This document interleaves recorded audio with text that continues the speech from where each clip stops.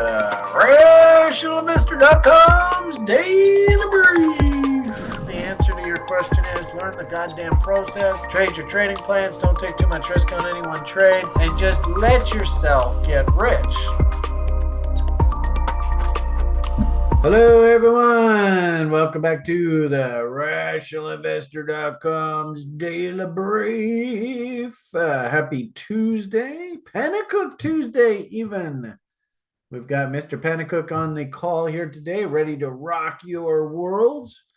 Mr. Crypto expert himself, of course, probably put too much pressure on him with those kind of titles. But I tell you, I haven't met a guy or a girl or houseplant or whatever in this space as smart as our beloved Sjord here in my crypto adventures.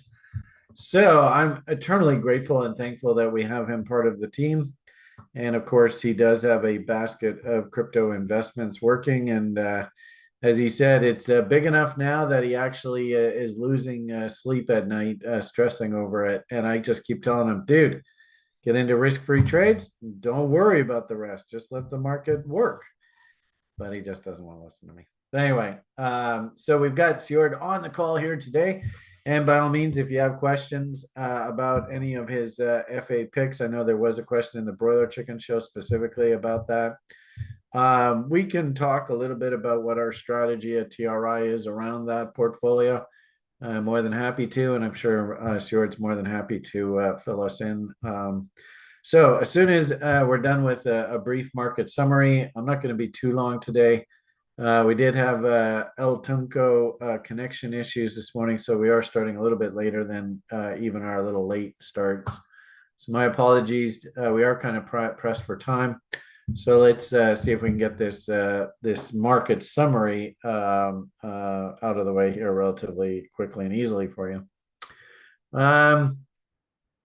Still thinking of heading into this eclipse window.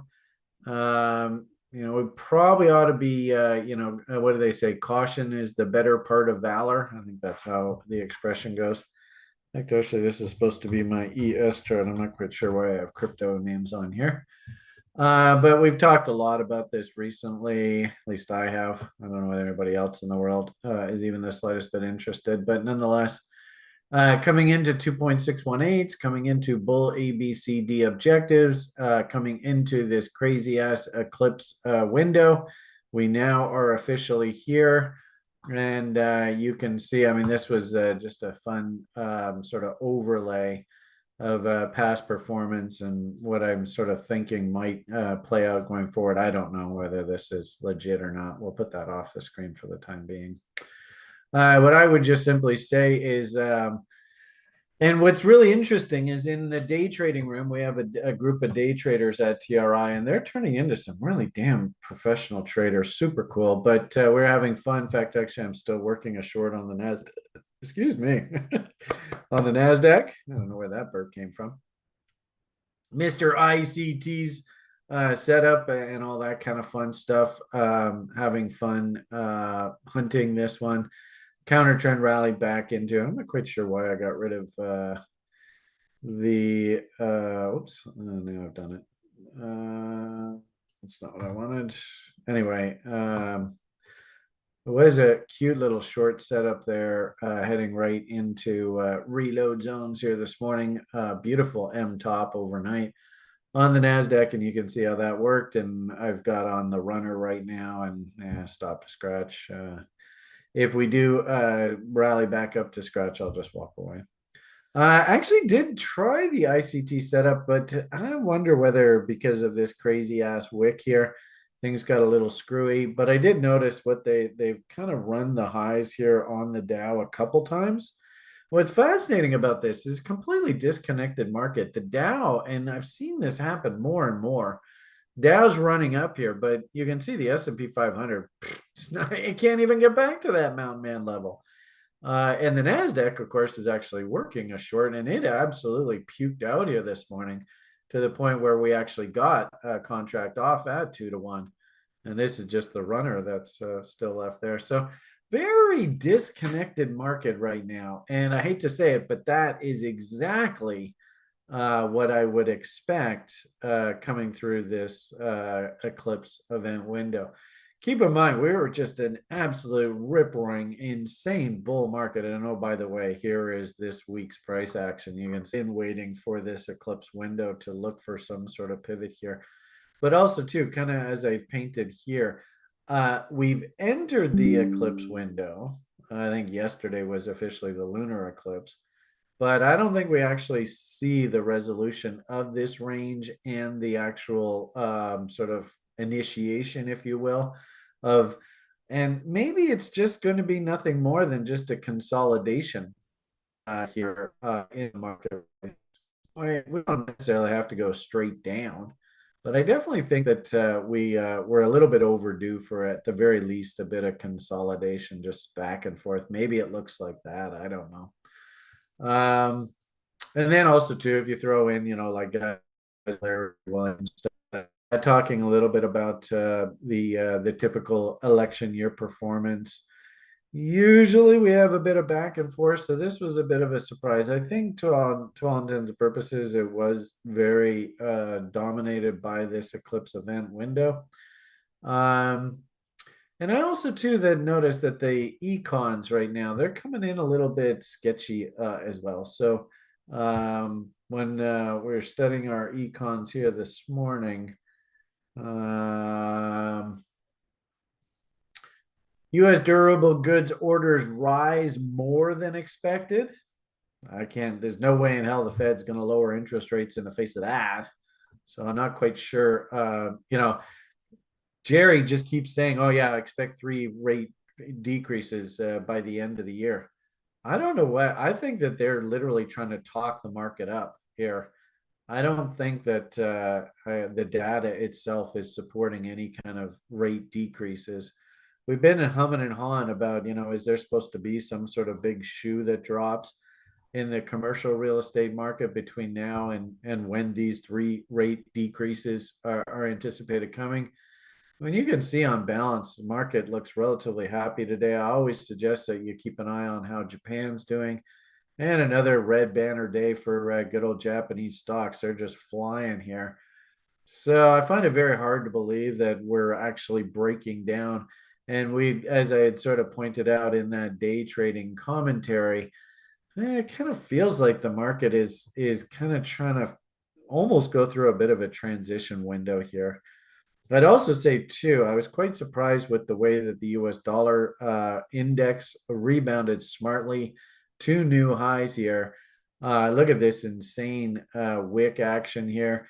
The market we're into that eclipse window now. So actually 25th, I suppose we can, oh yeah, sorry, 25th is right there.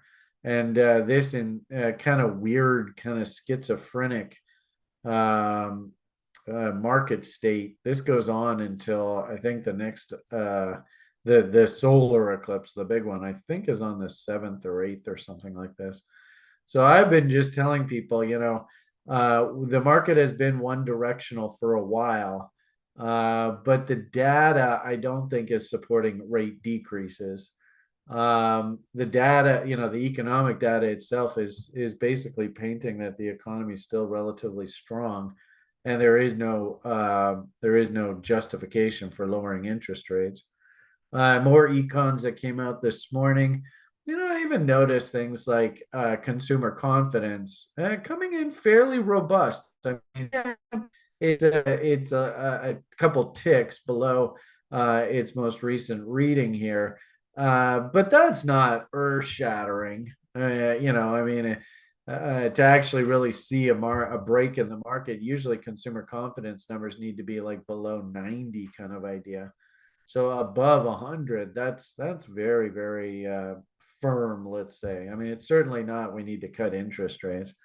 And of course, you got the damn housing market, and that's, half of this inflation conversation, and you hear Jerry constantly talking about it. How housing services, that's the inflation problem this go around. We all know, of course, it's all about the money printing, but they won't admit it publicly because then that opens up the can of worms that, oh, it turns out that inflation is actually caused by you actually printing money that you don't have. Oh, what a surprise. Oh, well, we're not allowed to have that conversation. Anyway, point of the matter here is home price index coming in firm above the forecast and a rising market. No way in hell you can justify cutting interest rates in the face of that. Is interesting month over month. We did have a slight downtick, but that basically came in line expectations. And then, I think the thing that really caught the market a bit by surprise here this morning was these durable goods orders. Very, very strong, literally twice what the market was looking for here. So, you put it all together, the economy is doing perfectly fine. And I just, unless there is some sort of horrendous break, and maybe what happens is following this eclipse event, the solar eclipse, we're going to have something drop here that's just going to change the tone of the market. But for whatever it's worth, what I'm seeing right now is I'm seeing a very sideways market.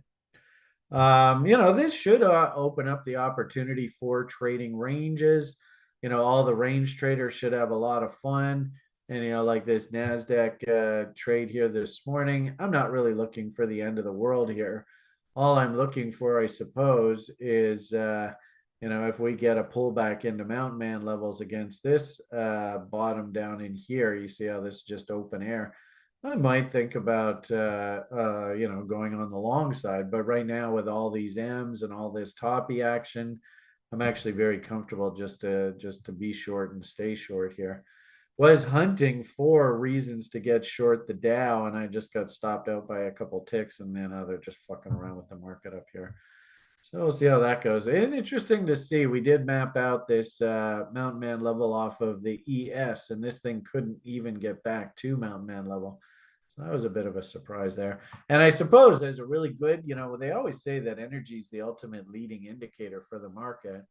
So I might actually make the argument that the energy market looks like it's coming near the end of a fairly long move up here. Back, I don't know, 4 or 5 months ago, we were barking about, seasonality, buy when it snows, sell when it goes. Can we still get one more push up top here to hit these Foggenbaums? I don't know. We are running into a ton of traffic up here, and you can see how gaps stop the bull. We also have a few more horizontal support and resistance levels. So if this thing goes and M's out and actually breaks, then I think actually we're going to get a little bit of reprieve from all this inflation problem. It hasn't topped yet, but at the same time too, as we're going through that eclipse window kind of idea, and I wouldn't be surprised if, like that 7th, 8th kind of idea, we have like one more pop up and then they actually start the process of correcting this thing. Usually the seasonal trade goes on. You sell your unleaded the middle of May. So I don't know. This might even just go back and forth for a little while here. But at the same time, too, this energy bull is getting a bit old. You can see we don't have actual confirmed divs, but you can see this momentum push was weaker than this momentum push. Willie is officially stupid. I suppose we don't really have a top here in volume or RSI. So this is probably going to take a little bit longer to top out here. But I am thinking as sort of like the ultimate leading indicator for the inflation and for the problem here. We're getting closer to the end of this move than the beginning. Right? And that's I guess my general sort of comment here with regard to energy. Suppose finishing off this free broadcast here for us, and then we'll hop on over and chit chat a little bit with Mr. Pennicook himself. Nice to see NASDAQ working back in my direction here. Good old Bitcoin. Interesting to see the other day. The old corn turned back up. Now, my signaling system and the way that I sort of teach people how to use RSI and stuff is if we do get a W in the RSI, then it sort of tells the bears to cool their jets. Just calm down. And that's exactly what I think is happening here right now. I don't necessarily think that Bitcoin's a short. I don't really think I'm not getting any quote unquote buy signals here off of the daily price chart. I suppose if we drill down to things like 4-hour charts, you can see the sort of cool your jets bears signal came in off of this W, and then the buy signal off the 4-hour charts came in off of this W. I might argue that this was probably your third W in here or in here, maybe getting a little bit long in the tooth. And look at that, we just got an M coming in on the 4 hours. So the 4 hours, you're being told bulls maybe just cool your jets for a bit. Not really looking at that chart too much right now. I'm just watching this daily chart.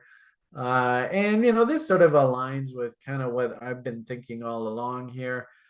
I like the idea that this market looked a heck of a lot like the 2015-16 market cycle, which really means that we should probably dip all the way down to 50% correction. But what's interesting about the 15-16 cycle, and of course, remember, history doesn't repeat itself. It rhymes, but it doesn't repeat itself exactly. But the 15-16 cycle, we did top out about 23 trading days or so ahead of the halving event. I get the funny feeling that we actually just topped there last week to 2 weeks ago, kind of idea. Interesting how this price action here, especially if the stock market starts rolling over here. Interesting how all this is just basically painting a counter trend rally. What do you think the odds are that this counter trend rally was a reload short zone? Well, I mean, you've been working with me long enough. What a surprise. Good old Brian's favorite fib. And the 4-hour charts are telling us bulls, maybe just calm down and just take a chill pill. So I'm feeling like the crypto rally is, ironically enough, it's actually doing pretty much exactly what we sort of, at least I sort of expected here. I'm not going to speak for anybody else. I'll just speak for myself. Wicks and tails like to be eaten, so we could see exploration all the way back up to this 73,000 up top here. And we could easily see the market pull back into the 60,000, say 61,000 area. No problem here whatsoever. We are in a trading range.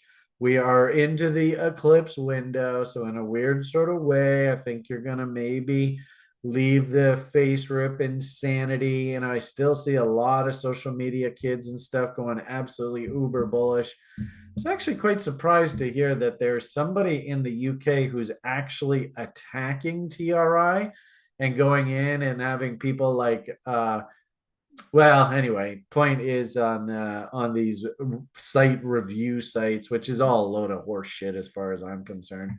But this generation loves these online reviews and stuff. I think a lot of it is completely just made up garbage. But anyway, point is and I think it might even be directly related to the fact that I kind of was making fun of some of these guys who are selling these absolutely outlandish courses online to learn how to FOMO into the market.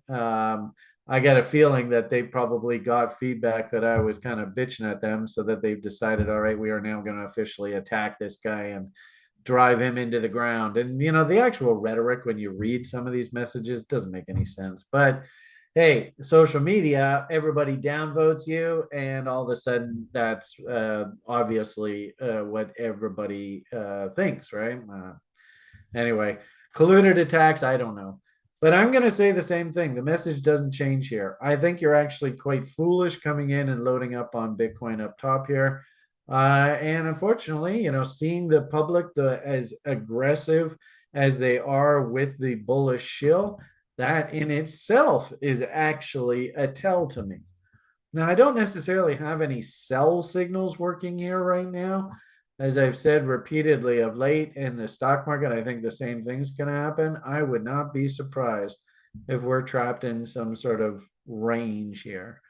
And, as this image points out, if we do sort of replicate that 14, 15, 16 market bottom, because I think the price action is very similar, well, we should have some sort of healthy 50% correction just to clean up the excess of this market. And what I find fascinating is if I take this price action and I had it basically overlaid on this 23 days prior to. But if I actually take this price action and I just overlay it right on top of that, notice this is looking awfully similar. I mean, maybe we don't have such a violent move, but notice if I just correct that with current price action, there was supposed to be a counter trend rally that took us back up top here. And I wouldn't even be surprised if there's like a pullback here. You can see today is making a shooting star. So, unfortunately, there are some sellers up here in the reload zone. What a shock. You can see how we're just back and forth, back and forth. And I have a funny feeling that that's what sort of the landscape of the Bitcoin and crypto market is going to look like here. The good part about this, of course, for all you crazy altcoiners, is in this kind of environment, these altcoins can go crazy. I don't know whether about this one. I'll leave Sjord to chat about his name. So we were looking at a number of different names earlier, but there are names like the LTO, which is going crazy right now. And, I'm the type of guy that when stuff starts popping up, I'm just going to be spoon feeding the market product. And it doesn't even matter. It doesn't matter whether it's stocks, whether it's cryptocurrencies, whether it's options, whether it's futures contracts. I mean, nothing really changes. It's all the same stuff, just different pile. But like this LTO, for example, here, I don't know where the hell the top is, but I did bang out a double here with good old Sjord there the other day. And I'm more than happy. I suppose I don't have it on this one. I think I had it on this chart. I'm more than happy to let you have some more at the next double point. I mean, I'm not in love with this stuff. So if you want it, you know exactly where you can come and get it from me. I even have the next well, not that funny.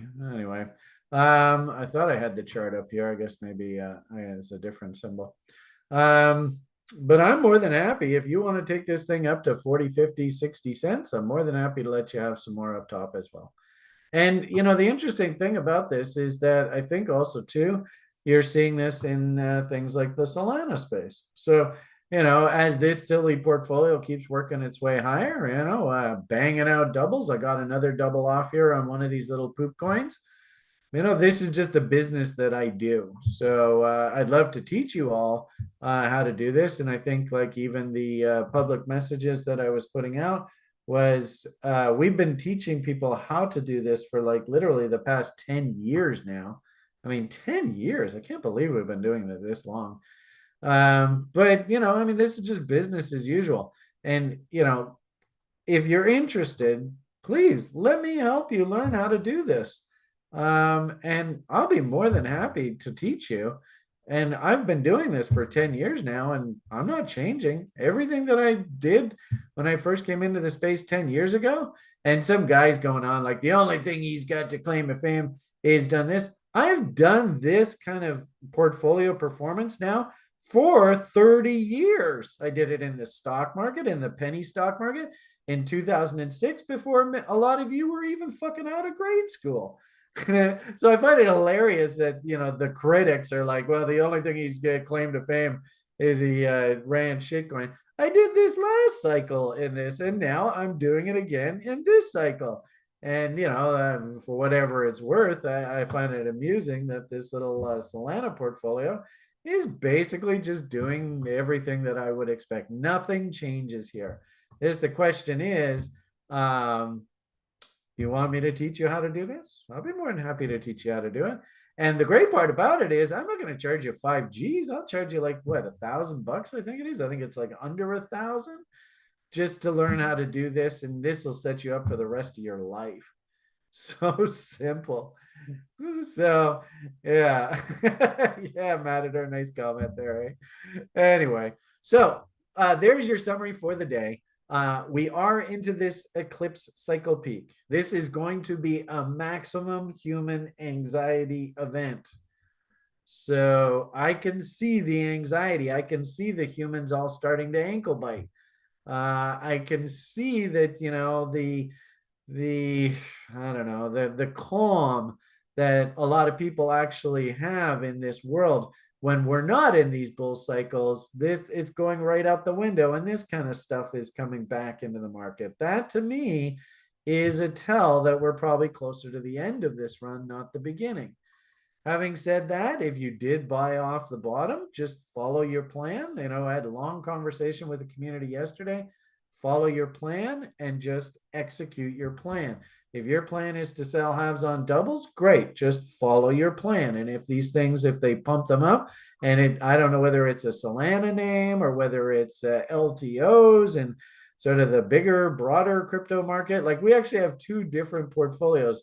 We've got, this is sort of the grown-up little old lady, the big little old lady account that's like, I think it's about 20 or 30,000 bucks now.